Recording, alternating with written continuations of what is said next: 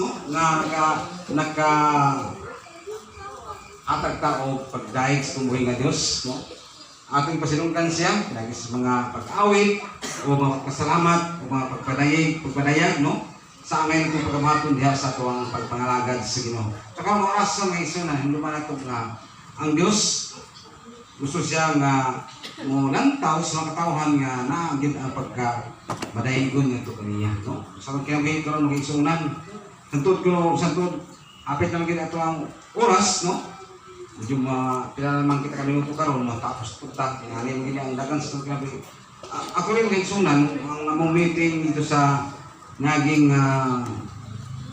bulan or karong buwan sa daingod Enero man ko ang ato ang organisasyon doon ay meeting alang sa kalambuan sa ato ang organisasyon, no? Sa nasyonal na siya nga dili lang sa butuan ang nagdumala dali man ang nag-lead, no, dumala ni naman sa taga-butuan, so dili sa sundinaw ni siya, pero at least kaya pinagkatipan gini siya nga nasod sa Pilipinas, nasyonal ni siya nga matod pa organisasyon ka nato, no, ng All the Gospel Assembly Sugat.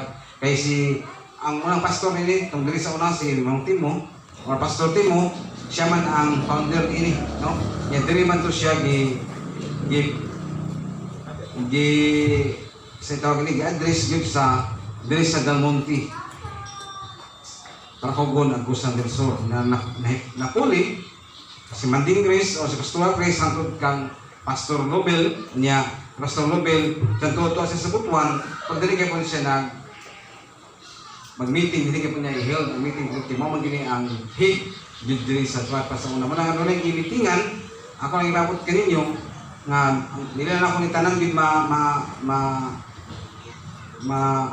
sulti o isa sa niyang ipasabot po kinahanglan din siya okay hapit na siya ma-discourage kay sa niyang pagdumala nga presidente siya sa mga organisasyon nakita niya nga no, wala pa gay mga makalambuan about sa financial bahin, no.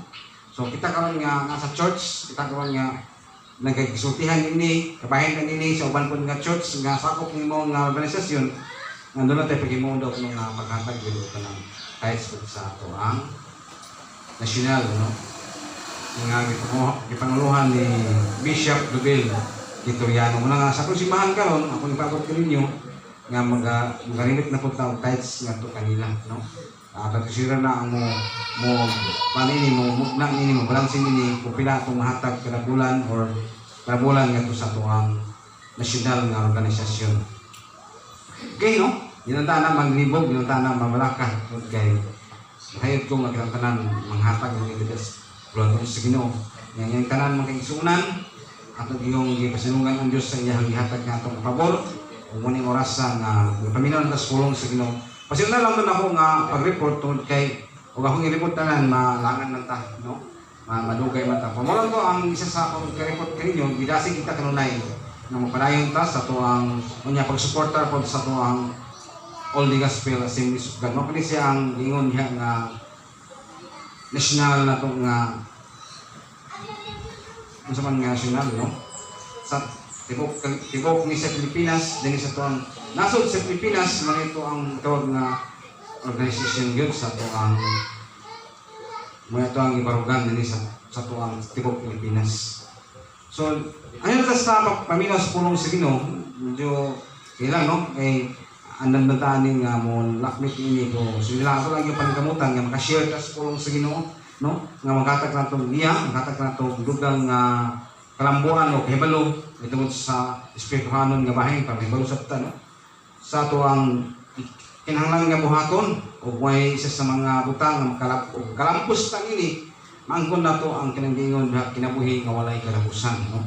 Muna sa itong kabulingon karon doon natin ang ngayon kanunay nga iskutan, doon natin ang ngayon nga kanyang putapon para nga mas masayod pagkita sa mga butang nga langit noon o may hinungdan nga maangkon ginato ang gingon nga kinabuhi nga walay katapusan.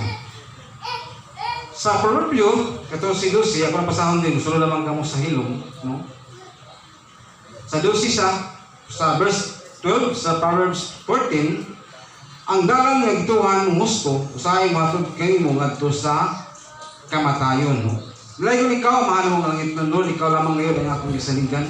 Ikaw lamang yun ang akong gibarugan. Ikaw lamang yun ang akong Diyos, nga din kamahalan sa tanan. Ikaw lamang yun ang akong manlalaban o manluluwas sa akong kinabi o sa among mga kinabuhi Ginoo. Ni kabuntagon o nindakit sa kautuhon. Ikaw lamang yun ang akong gisaligan o gilauman na makatag kaalam sa magdadalanin ng mensahe o magapatiwala ikaw kanamo aron nga masalod ginamo Ginoo ang pagtulunan nga makatabang kanamo alang sa kalambuan o kahatagan mo sa ang iglesia o maayong pagpahilunan ng tanan. Salamat kayo Diyos. In the name of Jesus. Amen. Amen. Okay? Ning kabuntagon kay sunan ako kay siyang timahon o roads, no? Dalan, roads that lead to death, no? May matupad sa 12 kung basa ko ganina nga usahay matupad kanimo ngadto sa ang dalan nga imong gituan ang dalan nga gituan mo gusto usahay matupad kanimo ngadto sa kamatayon, no? Matupad sa atong ginabasa sa Proverbs 14 verse 12, no? Kaya ang tao mo gito naman yung kagulingon niya nga pagpanabot sa matag minsay nga iyang mabati, iyang makita o madumog. Akong ideyang mo ni, no? Pero ang tanan yung kaisunan, no? Kung adre ka sa biblical nga bahin, no? Yung dapat mahibaluan ka kung sa gitinuod o kung sa angay na pambuhaton parang dili ta malanganin o dili ta magmahay pag-abot sa panahon niya. Kung nga kinistong kinabuhi karon mo kaisunan. Na yung mga panahon siguro nga ay mong unahuna, no? Unahuna ka nga taas pa ang panahon. Una yung sa punto nga ito pakiskutan karon, no? Ngayon nga magunana ta o thinking there is a plenty of time, no? Kung maniya itong nasa pangunan na kanunay, no? O di ito siguro, no? Tagsara siguro ni, pero kung nami kanimo, niya imo ni sa gibuhat o kinabuhi, may possibility nga mamilig mong kinabuhi ini, no? Kay sakaran mo sa mga tao karon, unyan ako mga lagad, unyan ako magmatinodaanon, unyan ako magkinabuhi gyud nga kabuton sa Ginoo kon, no? Sunod na, mabot ang time nga wala gina ang time.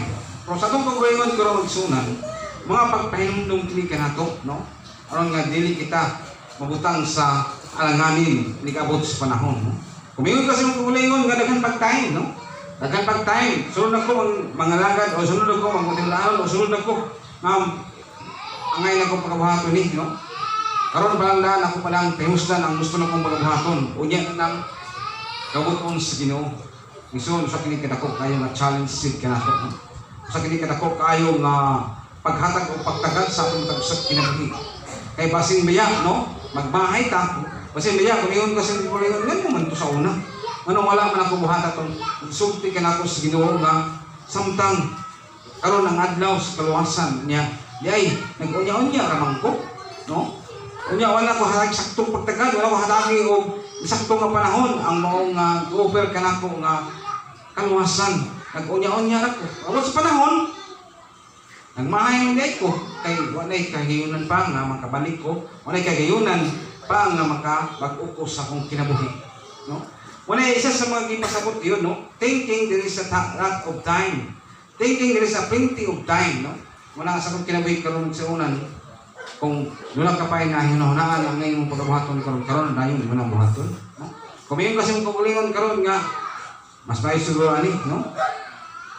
Nga magpag-una ko sa akong kinabuhi, no? Mas may siguro ini dili na ko magtinapulan, no? Sa ibot-sabot sa magtinapulan. Dili na ta mag-absin.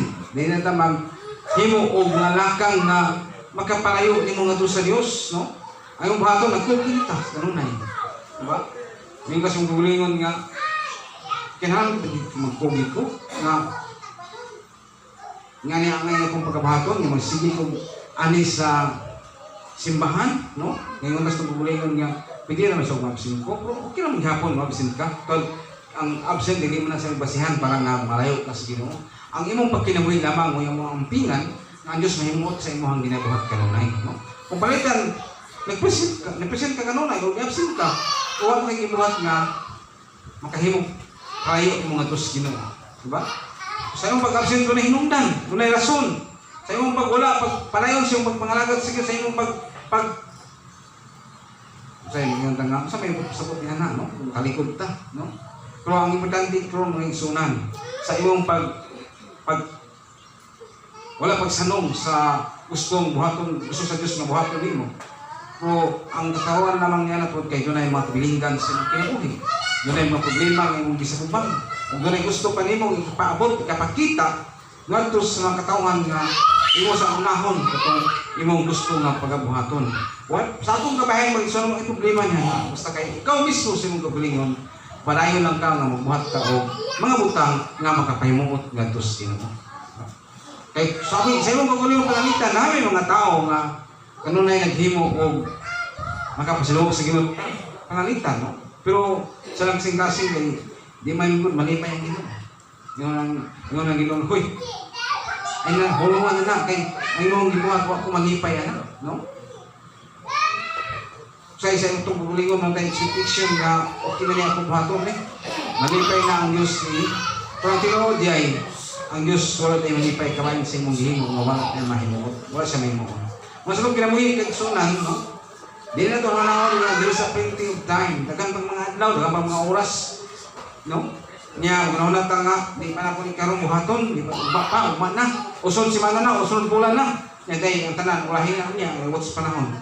Muna yung pinag-utang na, kamahayan, hindi mo sa inyo ang kinabuhi. Sa itong kinabuhi, karoon mag-isunan, di yung pinagkalikayan, na maka-encounter ka o magkapa, discourage ni mo, mag-counter ka o magkapa, suko ni mo, mag-counter ka o magkapa, no? May panahon din nga, tungkol sa imong nabatasan, tungkol sa imong nasinatian, may gasong bulingon nga, hindi na suko unahan pamulungtay, kaya paminti man ko makalungog, no? Paminti man ko makita o lain ng mga buluhaton, so mga katawan ta, mga Kristohanon naman sila. Nung kita sa pagbulingan tulong sa nandun ay may mga punto, nga dili na ito manikayan, dili na ito mapugnan sa pagbulingon, nga istemda nga ito nikayani, istemda nga ito siyang kailayo ni nga klase sa mga trabaho, pero kay man yung matuyo, kung nabuhat ng gisi mo, no? Inaay makita ng mga katawan laing, ngay mo kung talagang isuon sa pagtuo. So, saan ang kaputang yan, ang mga itong buhato, no? Mag-imay, sigilog, pasayuan, ay kung sa itong nahimo, nga kapakyasan at tubangan sa Ginoo. Mabila na sa itong kinabi, karoon ng kaisuunan, no? Hindi na tayo hunang nga, dapat higayon, no? Unang pang adlaw yun, tanang adlaw, bibindi na siya ang nga ito nga buhaton nga mag-usap o buhaton na ito ang kabuton ngayon sa Ginoo. Nagkagawa ang mga tao na nga ginailang nahuna. Unyan ako magbago, unyan ako musimba, unyan ako mudol sa Ginoo. Kanang gusto na ko, no? Panalitan o may gusto niyo, hindi na kakatusimahan kay hindi mo kahimod mong lawas sa makalto, no? Una sa itong pagkulingon ko kay Sunan, hindi mo ko bibimingon nga ayaw mo sige o kasi no? Pagkulingon niya na, huwag kay ang atong kinabuhi, isang pag naka sa yung balay, pero naghinunan ang ka o nagbuhat ka kung ganito para sa bulaton sa Ginoo, kapakimot ka niyo, kasi kung balay, problema na ito, naluwas naman mo, no? Naluwas naman ka, no? Ako lang pangutana, no? Na, pinagkakanan niya siya nga pangutana, pagtunato niya siya kay makatabang ni kinato ito sa Kristohanon ng bahi, no? May tawag sa itong kaluwasan ng kaigsunan, ipasabot ko dito sa lang sulatan kay kinanagit na nga, kinagingon ba nga, water baptism. Isa na siya, no? Kung pa mo baptismuhi, ina lang ko, kaya may kamot ta, na makikipagayon ta o water baptism sa inyo para sa kasiguruhan sa imong kinabuhi, no? Kung wala pa ka mabaptismuhi karon, no? Mo sulti lang ka sa kawalan nato nga haligi sa iglesia, no? Kung sa kapaagi nato nga pagabuhaton nga magpabautismo ka kay dako kini katabang ngayon sa imong kinabuhi, kinahanglan ngayon nga mabautismuhan ka, no? Kung pamitan sa imong pupulingon karon wala pa jud ka, no? Nya dasig kay ka, halos ka kada adlaw, halos ka kada adlaw mag-ampo sa Ginoo, halos ka kada oras ka mag-awit sa ito kay gusto ka nga malipay ang Diyos kanimo, pero problema lang kay wala ka maulis-ulis, okay, no?